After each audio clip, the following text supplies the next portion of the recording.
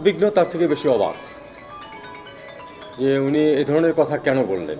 দিল্লির বক্তব্যে ঢাকা উদ্বিগ্ন নয়, বরং বিস্মিত, বলেন পররাষ্ট্র উপদেষ্টা। শান্তি রক্ষার জন্য ভারতের প্রতিরক্ষামন্ত্রী রাজনাথ সিং এর যুদ্ধের প্রস্তুতির কথায় উদ্বিগ্ন নয়, বরং বিস্মিত ঢাকা, এমনটা জানিয়েছেন পররাষ্ট্র উপদেষ্টা তৌহিদ হোসেন। তিনি বলেন, বাংলাদেশের সাথে ভারতের যুদ্ধ হওয়ার কোনো সম্ভাবনাই নেই। রবিবার দুপুরে নিয়মিত প্রেস ব্রিফিংয়ে এসব কথা বলেন তিনি। পররাষ্ট্র উপদেষ্টা বলেন, ভারতের প্রতিরক্ষামন্ত্রী রাজনাথ সিং কোনো প্রেক্ষাপটে বা কী কারণে এ কথা বলেছেন সেটা আমরা দেখব। তবে ইসরায়েল হামাস রাশিয়া ইউক্রেন যুদ্ধের কারণে প্রতিবেশীদের সাথে লড়াই করার কথা বলবে না ভারত। তবে বাংলাদেশ এখনই এটার কোনো প্রতিক্রিয়া দেবে না বলেও জানান তিনি।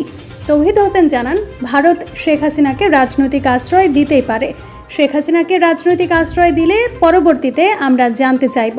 এ সময় রোহিঙ্গা প্রসঙ্গেও কথা বলেন এবং তিনি জানান, আর কোনো রোহিঙ্গাকে আশ্রয় দেওয়া হবে না, তবে কিছু ঢুকে পড়েছে বড়সড় জায়গা, তাই সক্ষমতার কিছুটা ঘাটতি আছে, পুশব্যাক করা হচ্ছে বলেও জানান তিনি।